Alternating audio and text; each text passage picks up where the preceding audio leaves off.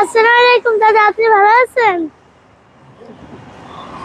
আপনি আজকে রাতে খাওয়া দাওয়া করছেন? না, খাইছি না। আপনার বাসা কোথায়? ও বাবা, আপনি আমাকে চিনতে পারছেন? চিনতে পারছি, খুব ভালো তুমি। হ্যাঁ, শোনান। 1 2 3 4। আচ্ছা, এই টাকাগুলো আপনি রাখেন আর আপনি আমার জন্য দোয়া করবেন।